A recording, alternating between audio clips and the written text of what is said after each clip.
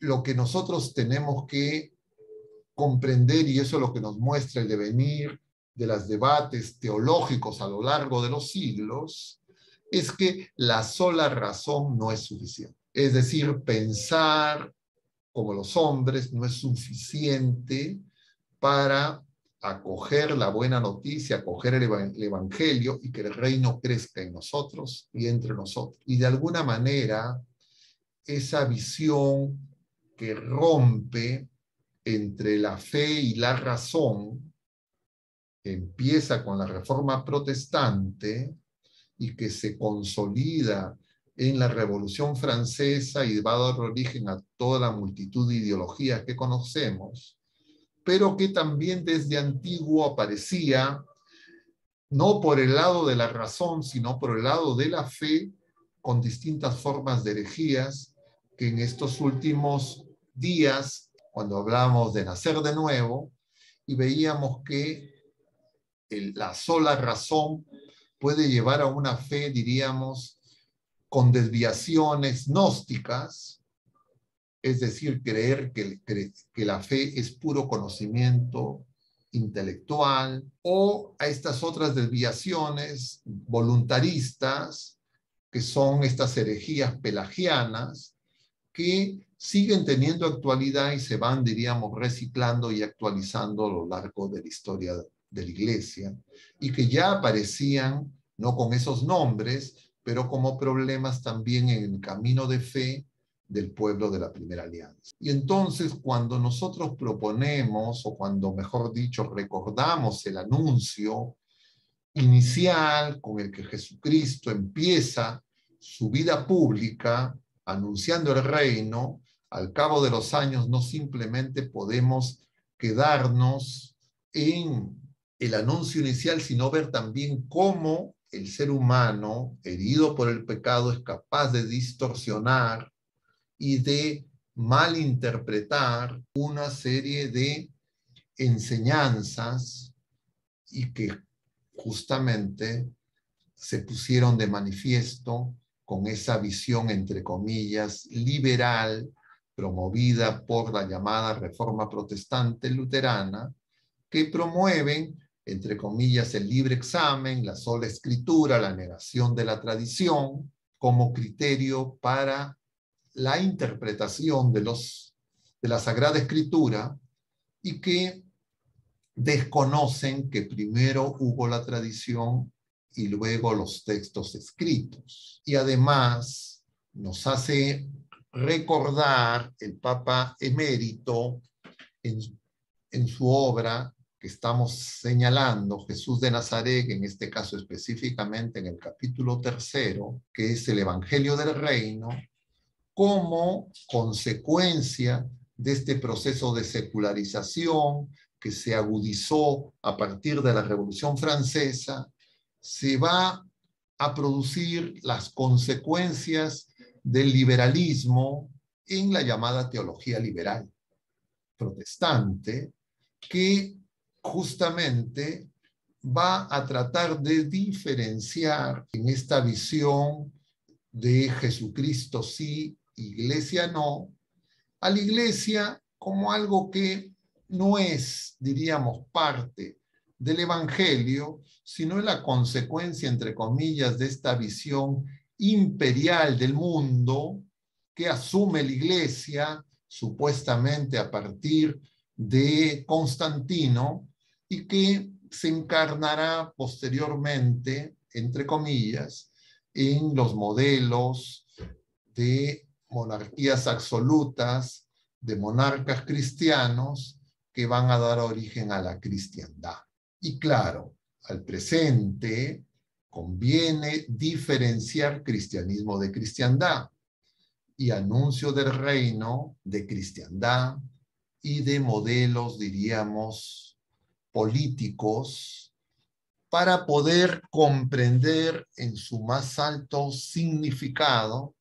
las distintas respuestas humanas que, cuando no tienen el auxilio del Espíritu Santo que nos revela la verdad completa y se produce esa ruptura entre fe y razón, entonces se quiere enfrentar las realidades cotidianas, produciendo dos espacios estancos: lo temporal, lo secular y lo trascendente. Con esta interpretación, que es parte de esa hermenéutica, entre comillas, esa interpretación de la revelación con una mirada particular y sesgada que busca que justificar su posición, diríamos, religiosa, de cuestionamiento y de negación a la Iglesia, y que es dan al César lo que es del César y a Dios lo que es de Dios, que fue promovida justamente para justificar que una cosa es ser bautizados y otra cosa es ser ciudadanos, y que los ciudadanos pueden edificar y construir una sociedad justa, libre, fundada en la verdad, que traiga la paz, que traiga la seguridad, que edifique el reino. Nos dice el Papa de manera muy similar a cómo se le propone a Jesús en la tercera tentación que venderemos nosotros el primer domingo de Cuaresma, en las tentaciones de Jesús en el desierto. Y como ustedes recuerdan, esta tercera a la que me refiero es ese momento donde Satanás lleva a Jesús a ese monte alto y le dice: si tú me adoras, todos estos reinos serán tuyos. Y claro, el Señor le dice: solo a Dios adorarás. Y entonces nosotros no podemos comprender la revelación simplemente como fragmentos desconectados unos de otros y con citas que, diríamos, nos sirvan de justificación de visiones particulares, coyunturales, inmediatistas y según conveniencias, sino que tenemos que ver que la persona de Jesucristo es la revelación y que los distintos pasajes tienen que ser leídos en su unidad, como nos enseña la Constitución dogmática Dei Verbum sobre la divina revelación del Concilio Vaticano II. Y entonces, queridos hermanos, como nosotros podemos tratar de entender muy rápidamente, y he intentado bosquejar haciendo estas referencias que se apoyan en estos estudios que nos presenta el Papa emérito en su libro publicado como Ratzinger, Jesús de Nazaret, en el tomo primero, pero que ya nos muestran, creo, yo no he hecho citas exhaustivas de todo lo que menciona el Papa, pero nos muestran la profundidad y la actualidad de comprender todo lo que en torno al reino de Dios, al reino de los cielos, se ha venido debatiendo y cómo esto sigue siendo actual. Y entonces, en estos esquemas de Jesucristo sí, Iglesia no, que luego de la Revolución Francesa van a pasar a Dios sí, Jesucristo no, porque se señalaba que Jesucristo incluso divide, porque entonces el mensaje cristiano, el mensaje de la cristiandad dejaría fuera a personas que no profesan la fe cristiana, no reconocen a Jesucristo, y existirían otros grupos que, entre comillas, podrían ser violentados en su, entre comillas, libertad, desconociendo que es la verdad la que nos hace libres, asumiendo esta comprensión de la libertad como, entre comillas, plena autonomía, es decir, el hombre sin Dios, el hombre por encima de Dios, bajo el supuesto antropocentrismo que saca a Jesucristo. Pero no solo eso, sino que Jesucristo, siendo incómodo, entonces se dice Jesucristo no, Dios sí. Pero cuando se habla de Dios,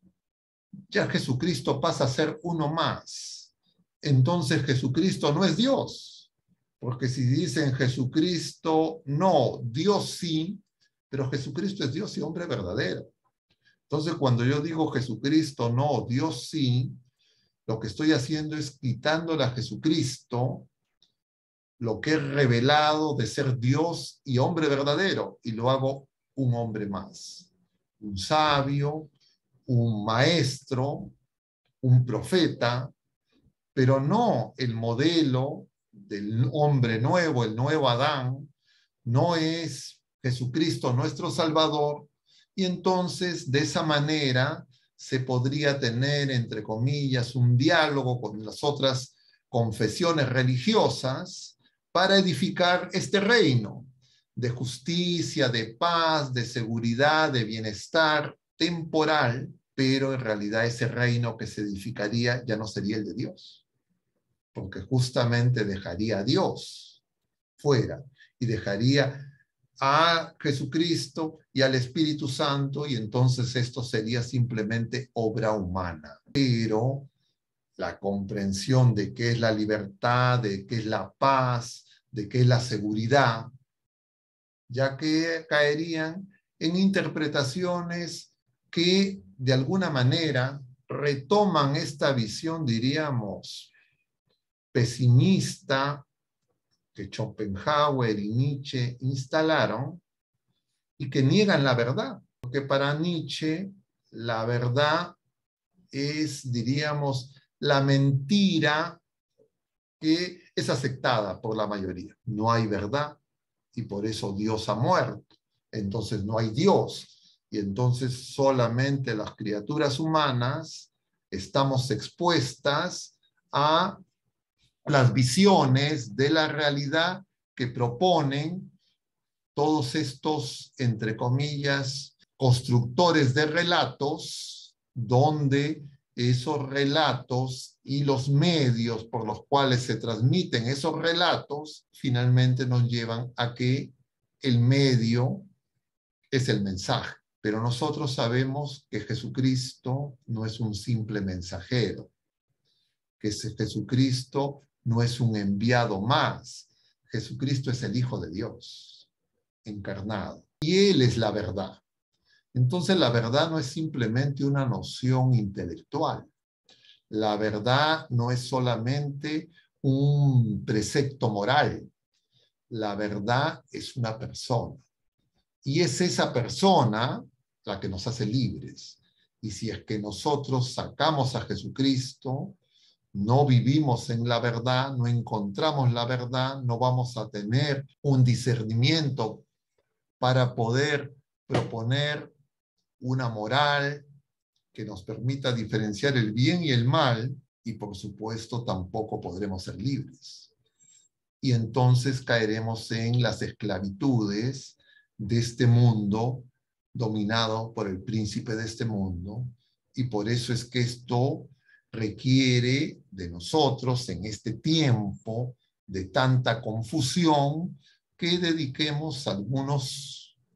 minutos, por lo menos a tener una visión general sobre este tema, que es central en la predicación del Señor. Más aún, el Señor no acepta ser llamado rey cuando luego de la multiplicación de los panes, como nos refiere el capítulo 6 del Evangelio según San Juan, lo quieren coronar rey. El Señor le va a decir, ustedes no me buscan porque el signo que han visto. Ustedes me buscan porque han comido pan hasta hartarse. Solo el Señor aceptará ser rey cuando acepta que coloquen ese letrero sobre la cruz.